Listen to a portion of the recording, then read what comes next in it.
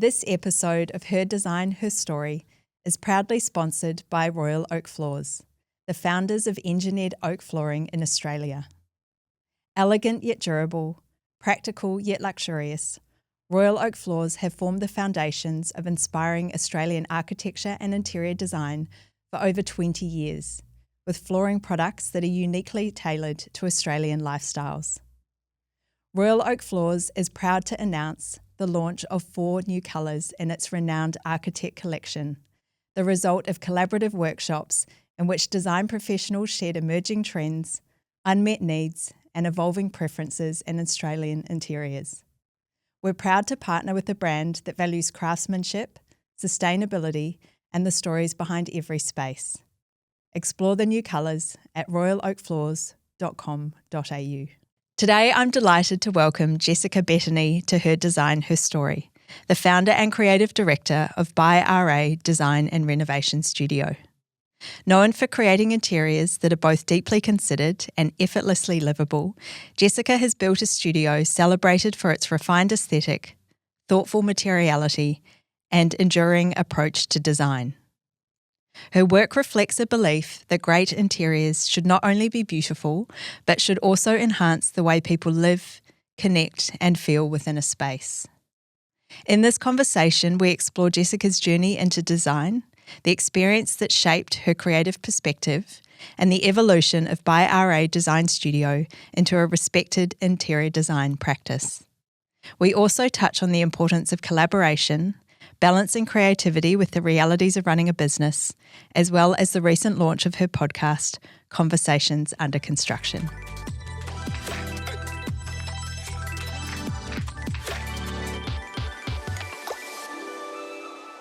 Jessica, welcome to Her Design, Her Story. Thank you for joining me today. Thanks for having me. I'm very excited to speak to you. You have had a really interesting career, which has not been the traditional linear pathway, which I think is really interesting.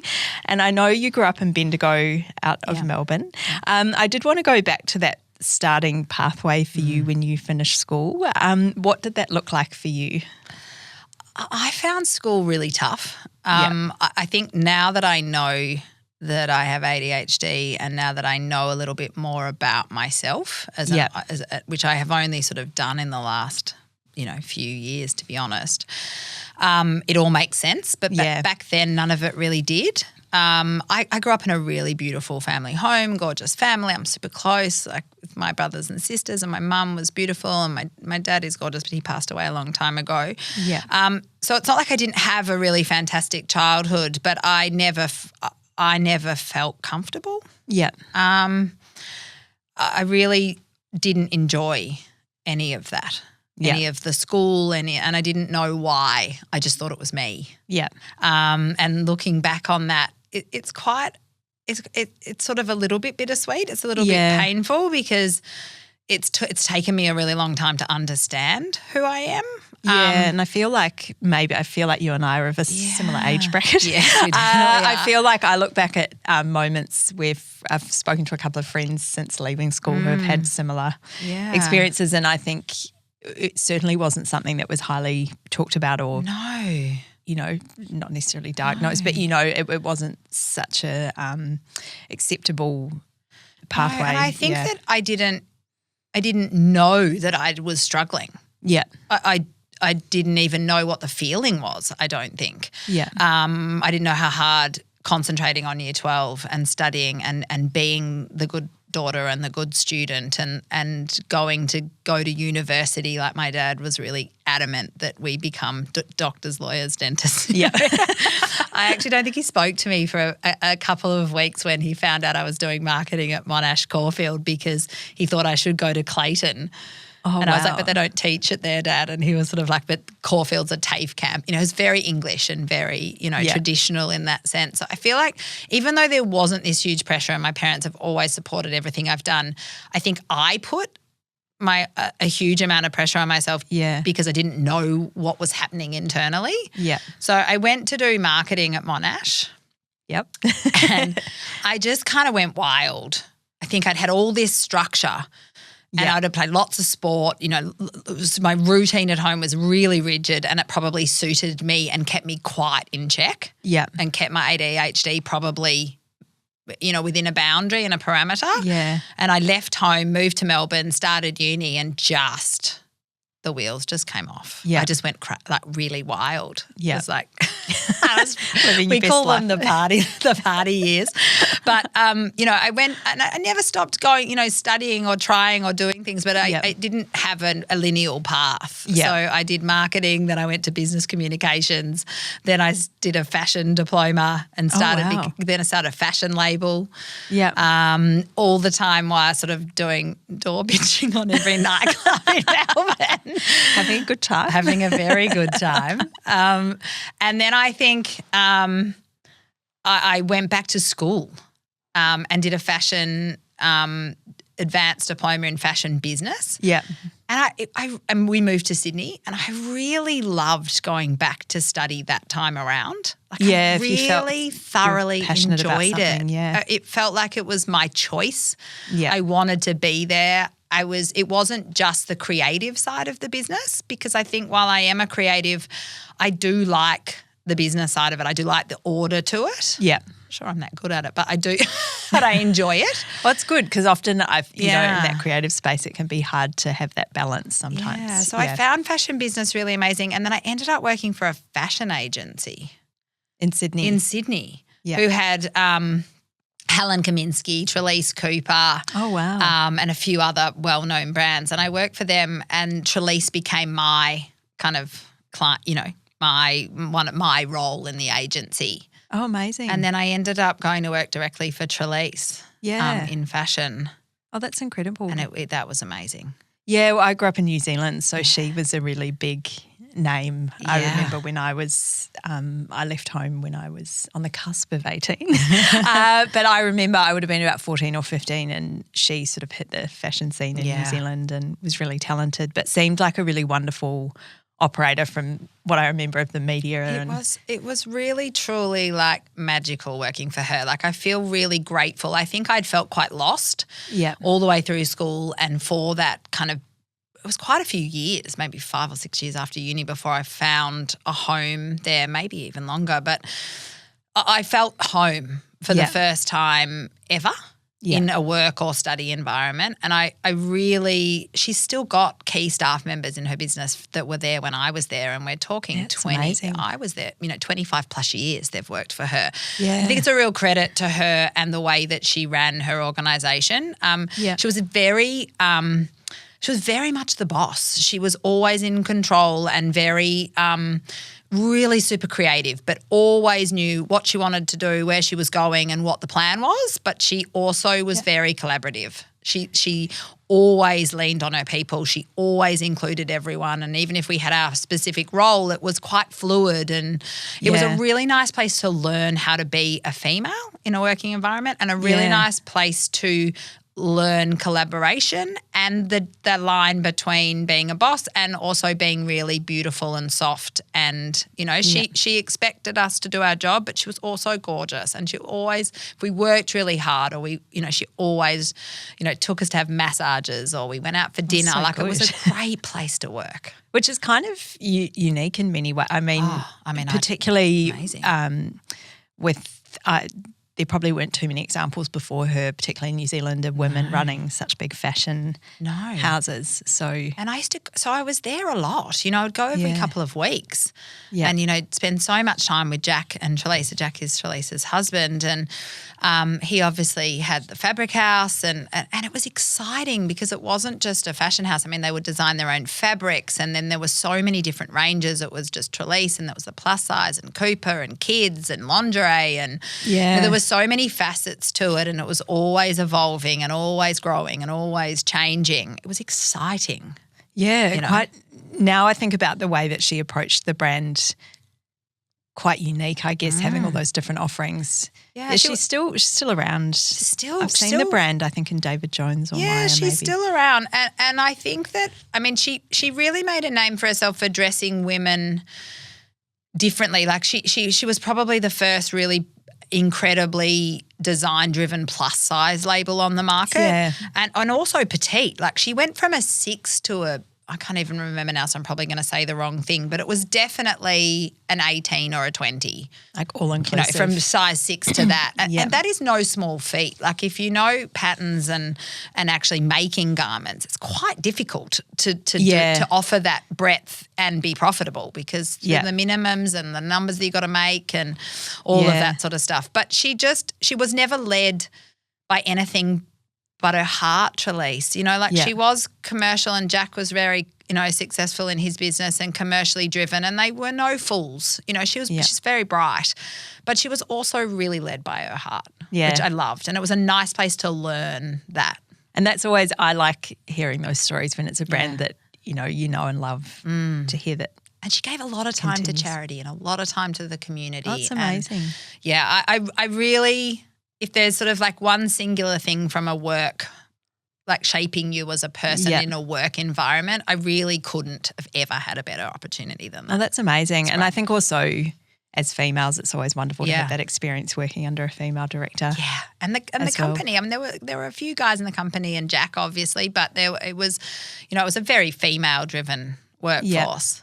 It was fun.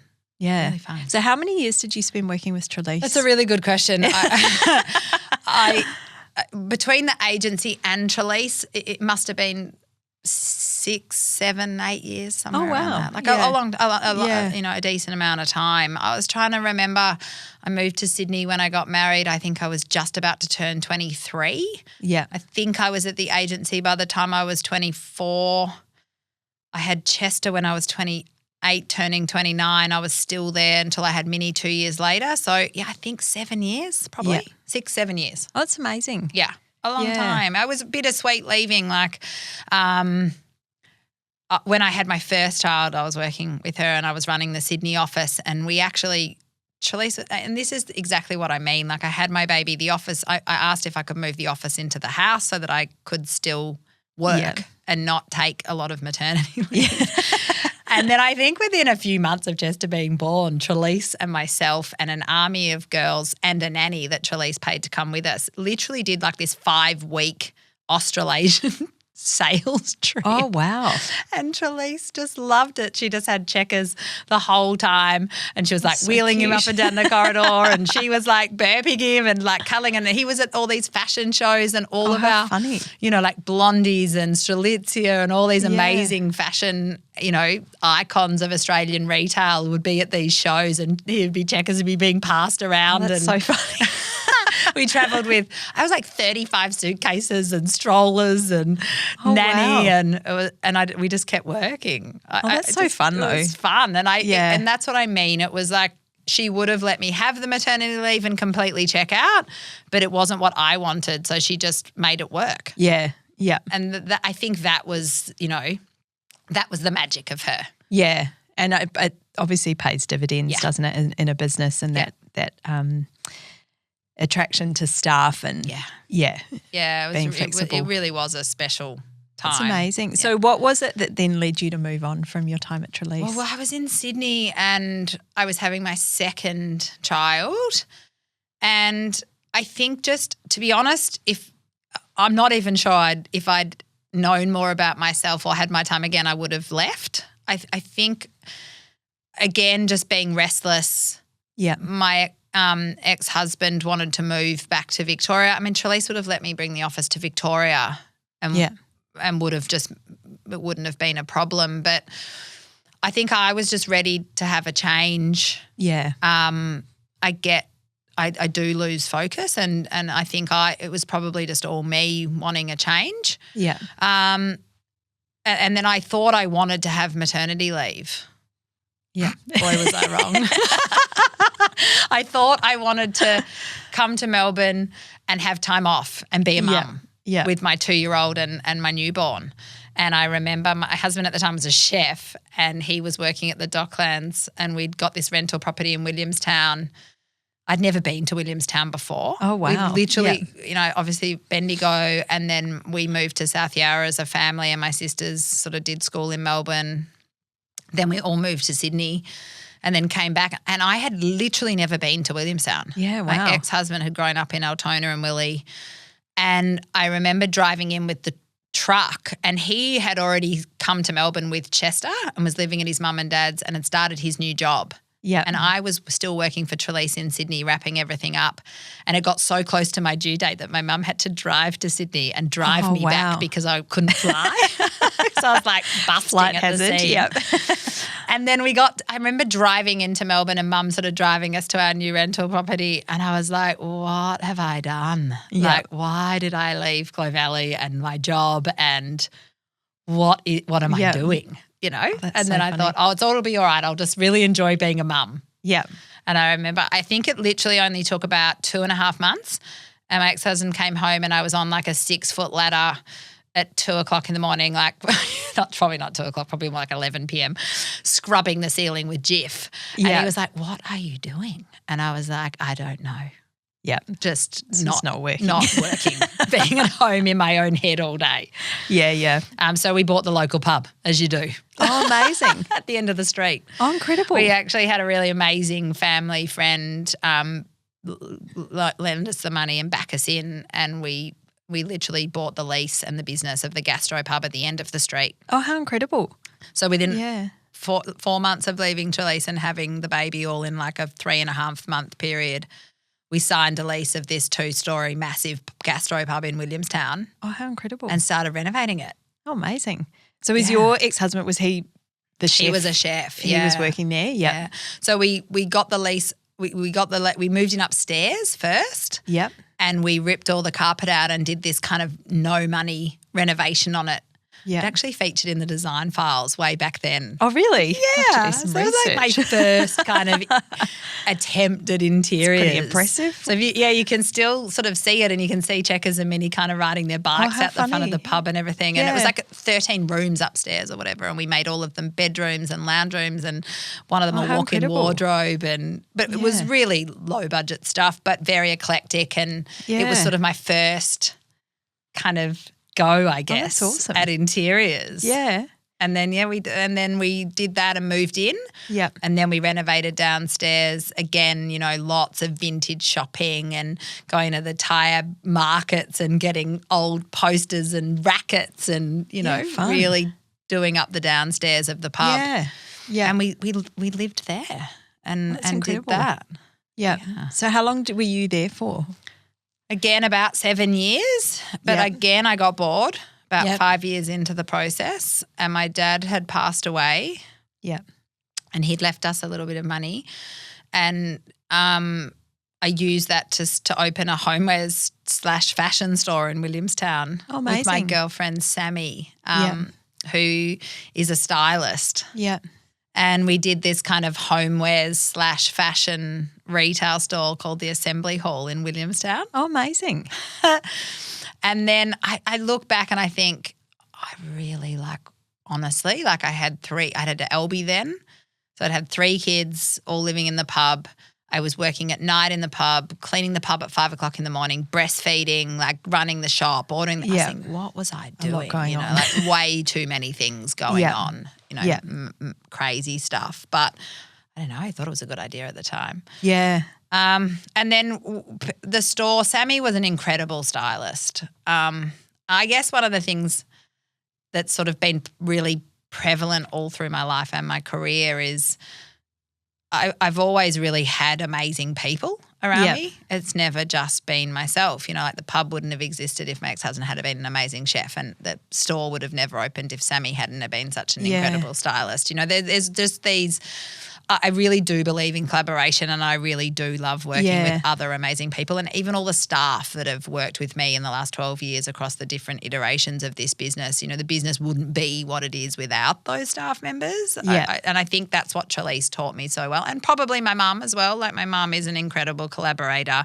and bringing people together is what she does. Yeah. So I think it's interesting how those relationships and people have shaped pretty much everything I've done, because I've never really done anything from a financial or economic or safe standpoint. I just do whatever I want to do that my heart says I should do. I'm not sure whether that's always been a great idea. It's sort of interesting though, isn't it? Because I think sometimes that ability to follow your intuition, which can feed into relationships, is so important, and not everyone has that ability to naturally find their people. And I don't even think I have an ability not to do it. Like, I think there are quite a few times I probably should have looked back and said, you did too much, you took on too much, or you shouldn't have made that decision. You should have maybe been a little bit more conservative or not gone so hard at it with your heart. But it would just be pointless because I'm just not going to stop doing it. No, and I think everyone, what fills their cup or gives them joy is so different. I feel like I sometimes am a bit like that. I look back on a few things, I'm like, why? Why? I think happiness, like I really do, like happiness is my natural state. Like I wake up happy. Like I love. Which is incredible because a lot of people. No, I want to be happy. Yeah. And everything I do in my life is driven by the need to be glass half full and to be happy. Yeah. And that often comes at the cost of a financial decision or a sensible decision. Yeah. But it is who I am, and I've stopped fighting that now. Yeah. It is what it is. Yeah.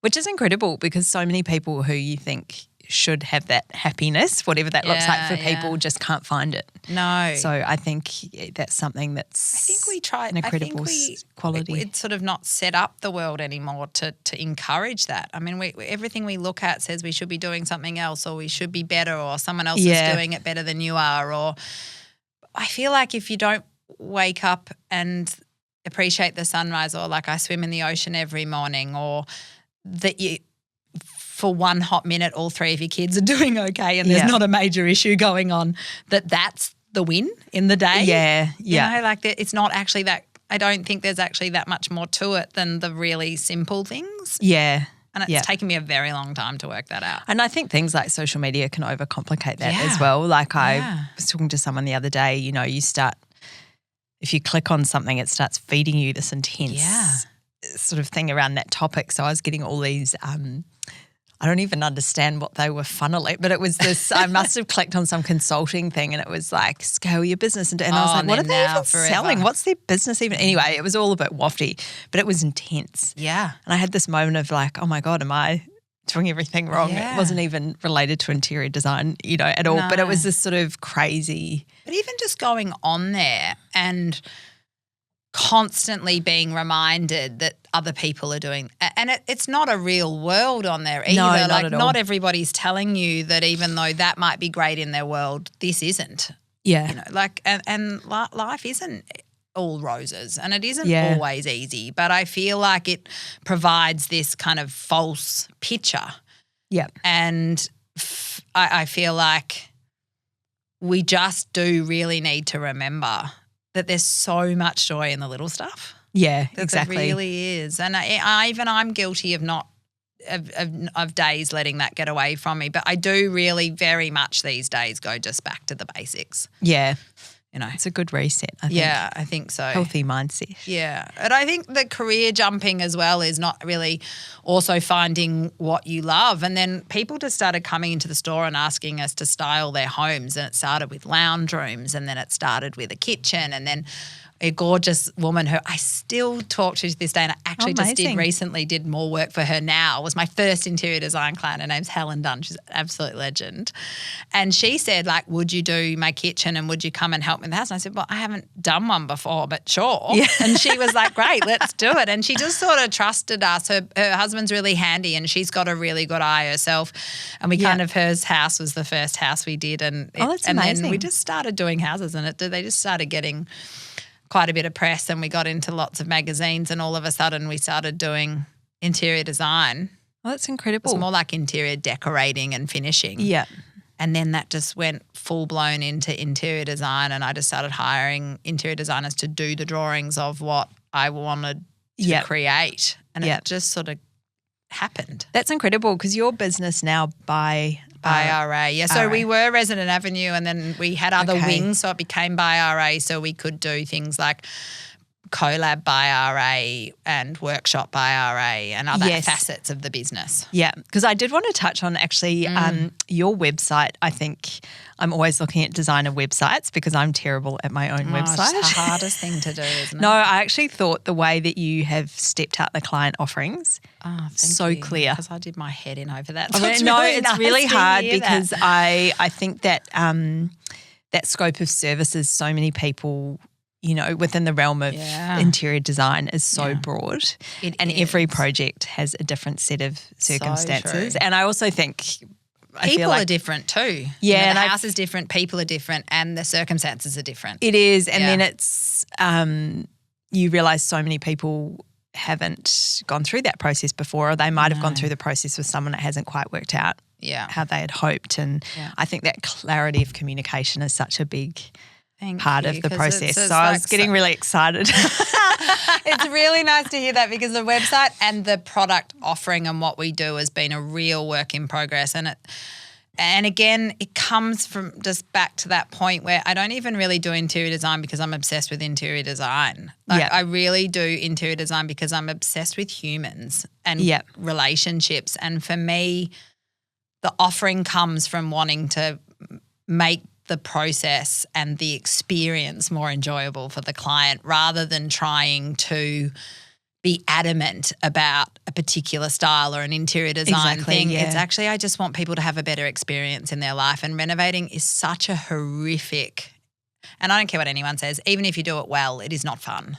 Well, and it's such a personal project for people. It's a lot of money. It's a lot of money. It's their own home. It's, you know, it's so different to doing a commercial or a property development where it's different about numbers and meeting a bottom line. I think it is about relationships, and often I'm always amazed, even having done this for so many years now, you look at when you first start the date of working with a client, suddenly 3 years passes. I know. And so that relationship building is really so imperative important to the process. And our business is like 99% referral, and it doesn't matter what we do to scale or what we do to advertise or how we market or what we do, the business remains 99% referral, which is really lucky in a lot of ways, but it also makes it quite difficult to scale as well. Yeah. Because it is, you can't really scale an experience and a relationship. So there's that line between giving people a chance to have affordable and accessible interior design that's really based on function and form,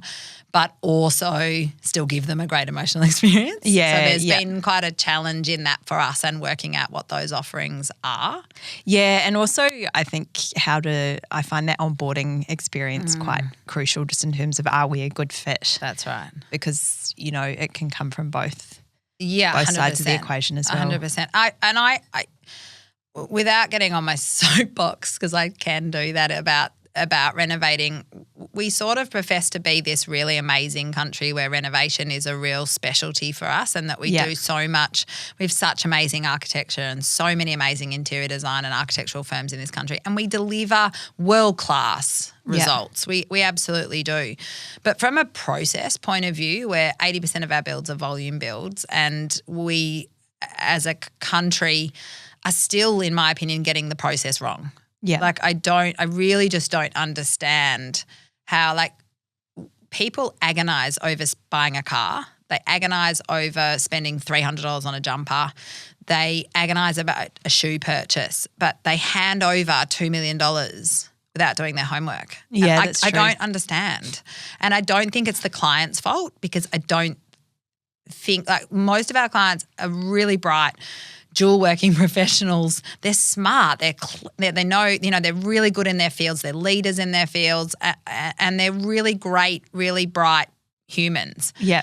But there is this thing with renovating in Australia where we just haven't educated the community or educated the industry to talk more openly about the outcome, because it's sort of like people get scared if you tell them the truth. Yeah. So we don't really tell them the truth. Yeah, it doesn't end well. No, and it's been interesting over the years. I find every project, probably you do as well, offers a new learning experience. Yeah, 100%. And a lot of that comes back to council as well. 100%. And different councils with different planning regulations, and then, some jobs you don't need a town planning permit, but then when you go through the building permit, it brings up all these. I've just had a project where the town planning got approved, but then the building surveyors bought something else up. And it's a difficult process to try and explain 100%. To someone, which in my head. And you don't even know as a professional what the outcome will be often. No. Right? And that's very difficult to navigate and very difficult to communicate. Well, then I've had a situation recently where the town planning got approved and then the building surveyors picked up on something and the client quite rightly was like, what is going on? And between myself and the architect and the landscape designer, we were like, well, this is odd. But we're just going to have to roll with it. And then we're, 12 weeks for report and consent.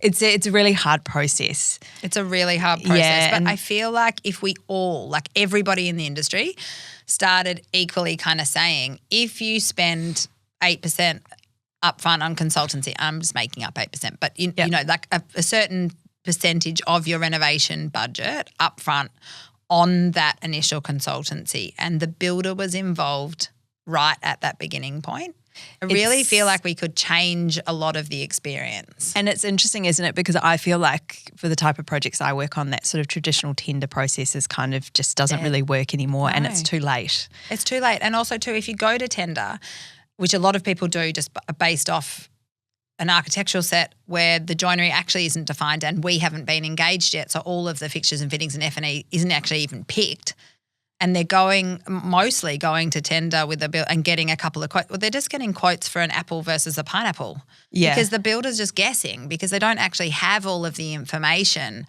And then you start with a fixed price contract with a list of provisional sums and then hope to God. And this is back to that point where when else are you hoping to God with that much money that you're going to get your budget right? I know it's sort of challenging as well. And then clients are like, well, actually this is our budget. And so and no quote is ever like for like either. No. So then it's trying to sort of but if assure your client that actually my drawings are accurate and correct and work through why is there this discrepancy. Yeah, no, it's a challenging process. And also too, it's never going to go to plan. No matter how many no matter how good your project team is, even if you have an architect and a really great town planner and an interior designer and you're a really accountable client, because the client has to also be accountable. It only works when they're in the driver's seat. I don't care how good your team is. If you're not involved as the client, it won't go well. Yeah. Because it's your house and it's your decisions and it's your money. Yeah. You have to be present in that process. Yeah, that's true. And I feel like if we have to, one, know that it's never going to go to plan because it's just not. Yeah. And two, we then have to kind of say, pay the builder a few $1,000s up front, get some figures, pick everything, get all of the information. Yeah. And then make informed decisions based off real facts. And then you're not, spending, how many times have you heard budgets going or not projects not even going ahead because they're over budget? Yeah. And have to go back to the drawing board right from the beginning. Yeah. It's not anyone's fault. Building is moving, the price is just moving so quickly. It's not the architect's fault that what he's designed is $200,000 over or $300,000 or $400,000 over budget. Yeah. I mean, we can price one project, 6 months, and then in 6 months' time, it'd be $300,000 out. Like that's the market at the moment. And it's tricky as well, isn't it? Because it's often that brief, like the client's brief, and how do you sort of, it's a difficult conversation. I've had to have that with the client recently. The brief's not aligning with the budget, sort of pressed ahead anyway. And of course, the pricing's come back. Lo and behold, it's above budget. Yeah. And then I'm thinking, should I have been more firm about it? It's difficult. It's always above budget. Yeah. No matter how hard we try, even if we're designing to a budget or to a target, it's never going to be on target because clients get carried away. We get client carried away. We can't control the shifting in pricing. And also too, what I find really fascinating is once upon a time you could, 10 years ago, for example, there was nowhere near the material selection and people were nowhere near as brave with their, say, kitchen materials or their joinery finishes or their stone selections. It was a lot more white and a lot more neutral and a lot easier for builders to price, a lot less detail, a lot less intersection, a lot less junctions, so much less. Yeah. And what's happening, I feel, is also that it's like you have you have a joiner and they may have in-house two-packing, or they might have a really good relationship with Polytech. But the next joiner that you're pricing off might sub out his two-pack, and his two-pack is quite expensive. And he has a laminate relationship, not a Polytech relationship. Yeah. So depending on their supplier relationships and their manufacturing capabilities, you can get a 30% variation just pricing the same project with two joiners. Oh, 100%. And that's not them being rip-off merchants. It's just them being a particular type of joiner. And probably much like different offices would give different design fees, I suppose, depending on scale, location, experience, all that kind of stuff. But the fact that there's so much breadth and choice now is really making all of that very difficult to control. Yeah, and it can be challenging as well. I think clients, there's a lot more information out there, which is great, but some of it's a bit misleading. And, 100%. People come thinking I can achieve 100%. X, Y, Z. But even don't you find, even if you've sort of, say you take a $1.5 million bill just out of saying, and it's a pretty nice spec. The materials are really beautiful. Yeah. It's a nice list of specifications. Even if you take an axe to that specification list, you're only going to save somewhere between 40 and 80,000. Yeah, it's the actual footprint. Yeah. It's not. Because interiors always get hammered first. We always get hammered first, and we're always responsible for the budget. But it's actually such a small part of the equation. And it's hard as well because it's often that thing of they sort of go hand in hand. You're not going to come back if you're spending that much money in re-tile or refit tapware and the bones, getting them right. It's why we just don't do just interior design anymore. Yeah. Because I didn't want to be the last person in the equation anymore. So what's your offering across the board? Sure. So we're sort of more like a design and renovation firm now. So we get a lot of people coming to us right from the onset. Yeah. When they're just thinking, what are we doing with the house? Are we selling it? Are we going to go up? Are we going to go out? This is ideally how long am I going to stay at the property? What's my budget? Yeah. And then we would do a lot of work in that beginning bit with them to really delve into that information and then really work out what is the best strategic plan for that. So we would then give them sort of like an option A and an option B. Yeah. And then we will find the drafty or the architect that suits the budget. Yes. And suits the vision and what they're after. And then we provide that brief to the architect or drafty. I often find that because the clients haven't got that experience and they haven't renovated before, sometimes the communication between the client and the drafty or the architect maybe isn't as detailed as it needs to be because they're coming from a place where they don't really understand the intricacies. Yeah. So if we spend quite a bit of time delivering that information and working alongside the drafty and architect, and we do exploration first. So, for example, if it's going to be your forever home and you want to stay there for 15 or 20, we call forever 15, 20 years. Yeah. Right. We would look at if we didn't do anything structurally and we just do this, what's that going to cost? If we really made it exactly how you want it by increasing your master ensuite or changing some structural stuff, what's that going to cost? And, and we look at the options and then we do that as at quite a high level thing. Yeah. And then the client gets to say that we just don't see the value in that, or we're not going to get a return on investment for that, or that we can see that spending that extra 150 really delivers a much better result. And then we kind of move forward with that plan.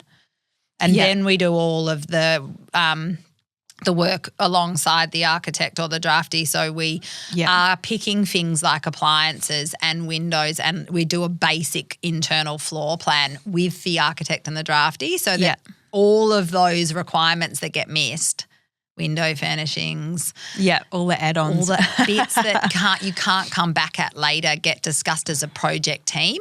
Yeah. And we bring the builder in at that point as well. Yeah, and we pay the builder to do some costings. Yeah, it's interesting, isn't it? I was just thinking I recently completed a project with a wonderful couple. I think it was just on reflection a really great, like you're talking about, that collaboration of client, builder, architect, it's the team. landscaper. The clients were extremely trusting and just delightful. And I went through that exact journey actually. We did master planning, preliminary costing, got the architect, but the builder who did those costings saw out the project as well. And makes a huge difference. Yeah. Shopping around for a builder is a thing of the past. If you know that the builder is reliable and you know that they're a reasonably well-priced builder, there really isn't that much point shopping around. If he's built a couple, your sister's house, or it comes from someone like you or I, where we've built dozens of houses with that builder, it makes much more sense to engage them,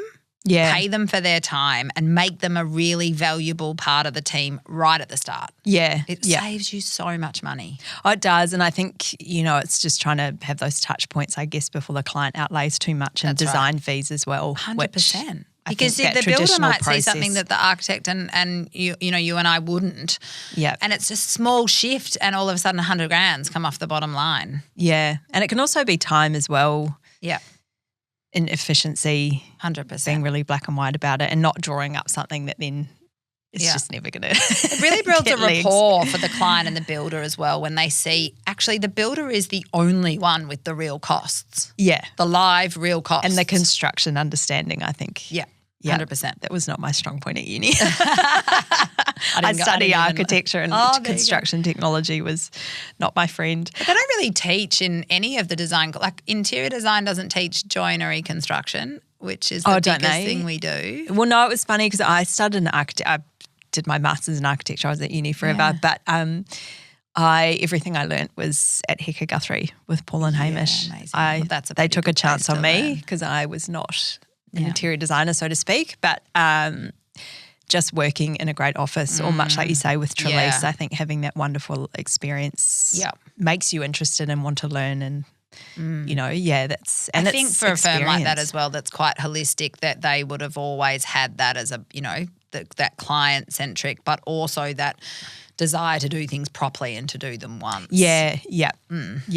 Yeah, no, it's important. I did also want to touch on, I know it's probably a bit of a side exercise for you at the moment, but you recently launched a podcast, which is exciting. So we've got one episode out there in the universe. Yeah, that's great. No, Georgia Ezra has been a guest with us as well before she moved on her amazing adventure overseas. Yeah. Has that been a bit of a, I guess, a natural extension for you talking about relationships? And it came out of we were filming Cody's Wakeman's the New Boot series with the videographer and production house that we use a lot, and we were filming that, and I as I said, my natural disposition is happy and I'm always quite high energy, and I was really just a bit flat that day, and Maddie said to me, "What's going on with you today?"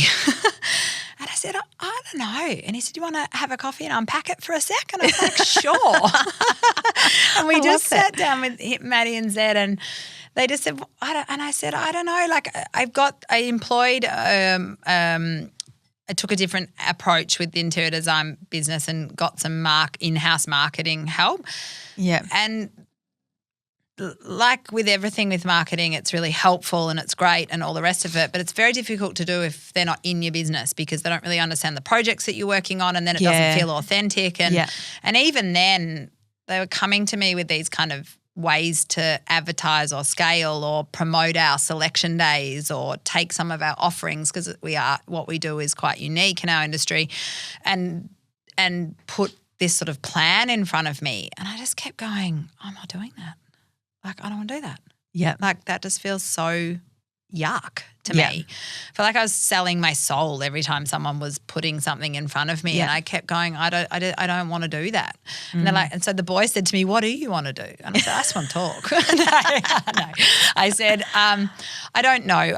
I know that I really love people, and I really like the stories, and I really like community, and I like collaboration. And they're like, "Well, why don't you just start talking to people?" Yeah. And I was like, so that it just very therapeutic. It literally just started like that. And it won't be like, a professional podcast like yours, I don't think. Like, we're not intending to do more than one a month, and it's not something I'm, intending on doing as, a major part of my career. But I feel, and we haven't even really stuck. Originally I thought it would be design driven, but I have, in all, true Jess style, have completely gone off tangent, and I'm talking to people that have got nothing to do with the design, and we're doing quite a few conversations that really are just about life. Yeah. I think it's more about the intersection of the lives we want to live and the lives that we live as opposed to design. So rather than talking to all these creatives about, we do talk about their tile business or their lighting business or their career. Yeah. But it's more about their life experiences, I think, and what has helped shape their decisions, what's been hard, what makes their heart skip a beat, what have they learnt? I think that's what's interesting. I mean, at the point of life we're in now, and I think that was the same for me, I think you realise you're surrounded by all these really interesting people and particularly in the creative space, it's not a linear pathway. No. I think, and that I don't know why, I've always been quite a structured person.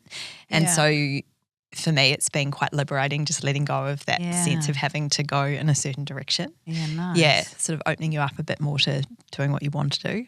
And I think we're all searching a little bit more in this crazy world to feel a bit more connected or to have someone say it's all right to actually say today was shit, or just to be a bit more honest about how hard it was to do certain things. Like I know that when I spoke to George or I spoke to Kerry about her brain tumour or I spoke to Renee from Jardin about her anxiety, like it's nice to hear other people say it hasn't always been easy and my life isn't actually perfect all the time.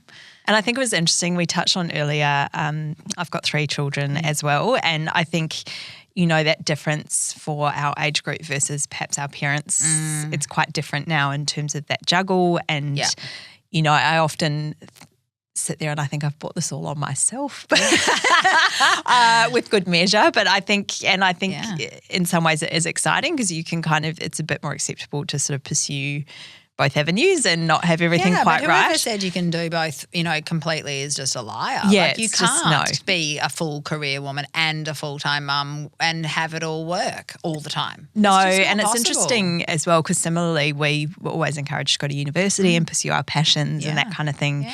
So in turn for me it sort of makes sense that you then go off and explore what that is from a work space as well. But it is quite different. It is. I don't know about you, but I sort of find that like with the amount of money I spent on nannies and I was single parenting for a very long time. Yeah, wow. The amount of money I've spent doing that just so I can have a career would have completely negated each other. But I did it because I wanted to work and I also wanted to have something when the kids were older and I just couldn't stay at home. Yeah, just couldn't physically do it with my mind and with my energy levels. So, but I learnt a long time ago, I think, that it wasn't about any of that. It was that I chose to work and it was what made me happy, but I also wanted to be a really good mum and I realised I couldn't do both very well. So I I was really lucky. I got this gorgeous nanny called Bonnie. She was with me forever and I've had a couple of really amazing nannies along the way, Melissa and quite a few others, but Bonnie was with us a really long time and she came multiple times in and out and I just gave up. I was like, you do the grocery shopping and run the house and keep the washing turning and pick the kids up from school.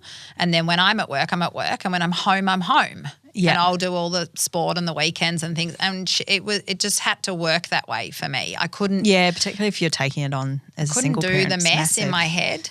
Yeah. So I just didn't. Yeah. Yeah. And I think it's better to acknowledge that. Do you know what I mean? And fix that gap. Have a total breakdown trying to do things that are just not working. Yeah, that's just too hard. Yeah. And again, I think it comes back to the fact that I'd rather be happy. Yeah. So if that meant spending far too much money on trying to keep a career and run a house, I would just do that.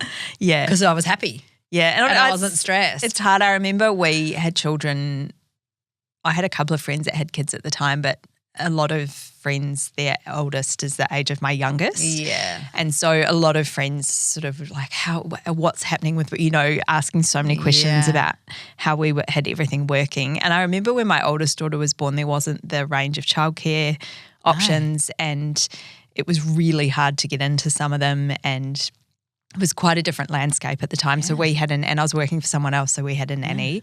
And it was interesting. I was saying to a girlfriend, you just have to, which was hard for me, just be really adaptable. Like every 3 months review, is this working? Because it was impossible to foresee how That is things such a good. That's would really keep changing. true. Just is constant change, isn't it? And even Constant now, changing. just adapting to work changing, how, and I hated COVID so much. Hated. But the one good thing that came out of it was that sort of flexibility, I guess, with working from home. So my husband always had that in his contract, but it was never executed. Yeah. But now it's just been life-changing having that flexibility of him being able to just work at home. The girls are a bit older. It's not that sort of hands-on parenting as much, but having that flexibility as well. Yeah. It certainly did do a lot for changing the way we see our 9 to 5, didn't it? It definitely it's made not it a happy easier. time for me, but it was. No, it wasn't a very nice time.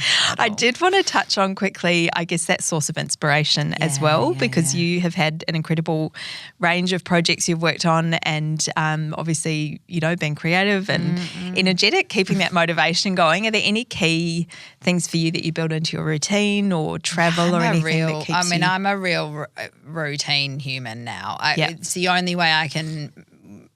I've realised as I said to you, I did a pretty big, when we were talking before, I did a pretty big shift of my life. And I had to acknowledge some pretty big truths about, I've had some pretty, I want to tread carefully when I say really horrific stuff happen, because there are lots more horrific things that can happen to humans, and I'm certainly still consider myself a really lucky person.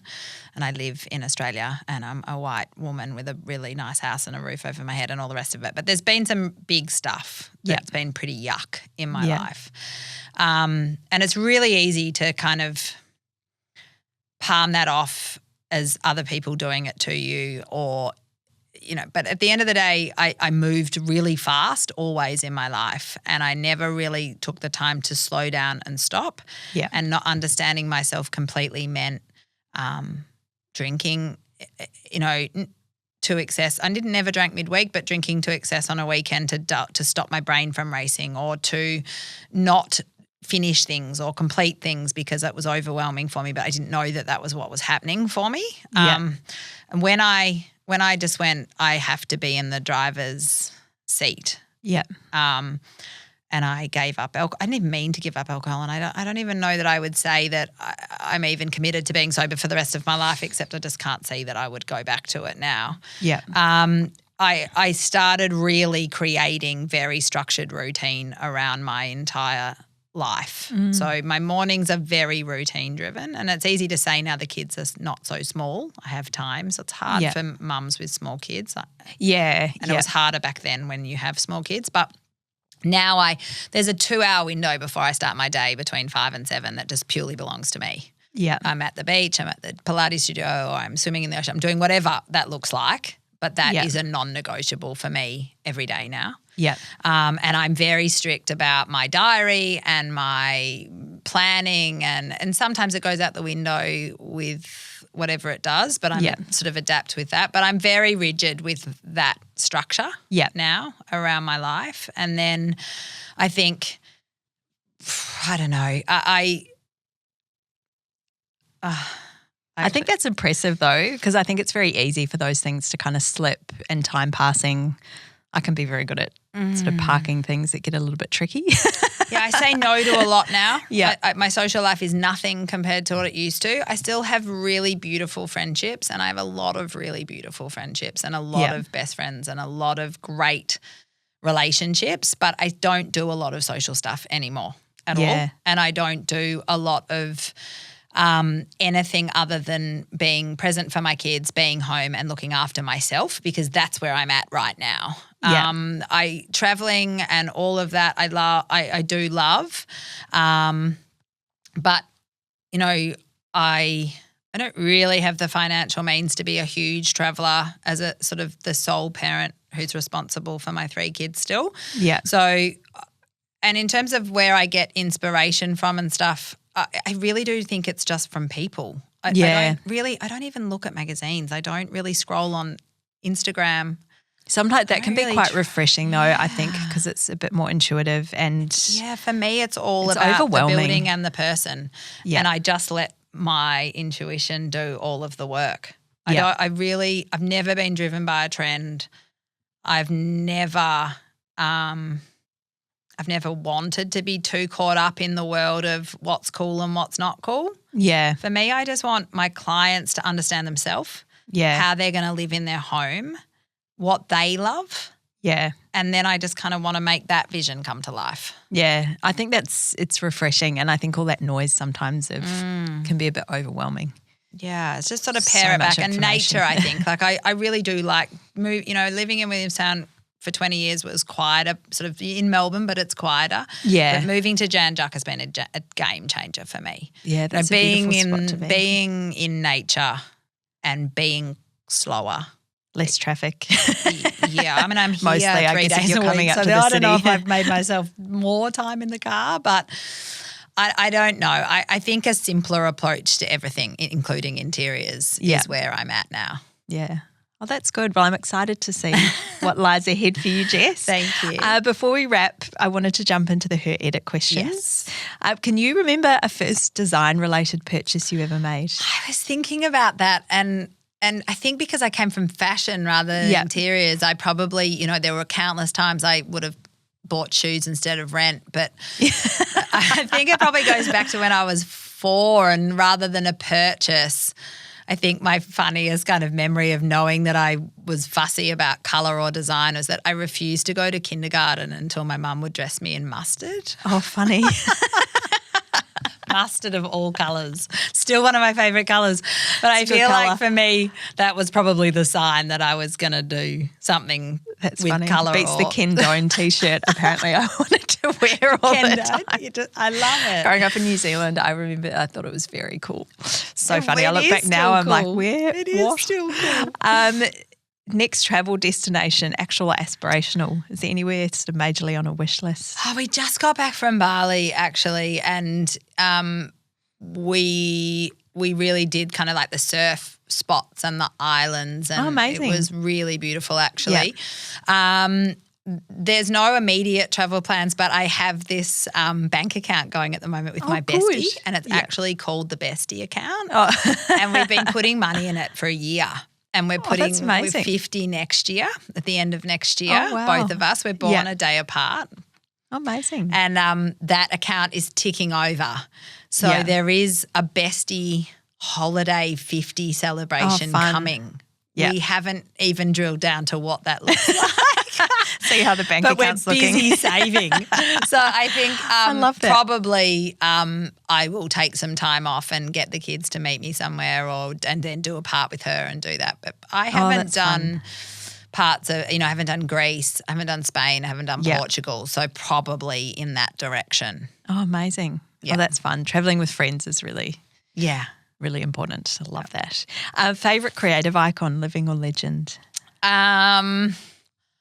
I don't think you can beat Patricia. I always say her surname Urquiola. Yeah, I think. I think it's Patricia Urquiola. But I honestly don't, like, from her breadth of design, from architecture to product design, from tiles to furniture to bench tops to kitchen collaboration. Yeah. I mean, she is incredible. And she seems really understated. Just so clever. I really, if I ever love a tile or I ever think that chair's cool, it's always her. Yeah. So I think I must resonate with her design or something. I don't know. I just think she's really incredible. Yeah, no, she is. She's had amazing longevity. Yeah. As well. And timeless. Like when you look back at her designs of 10 years ago, they're still incredible. Yeah. I find her that she draws from nature. She's incredibly timeless. She's multifaceted. She jumps across different, realms. Yeah. I think she's really inspirational for me. Yeah, no, she's a good one. Yeah.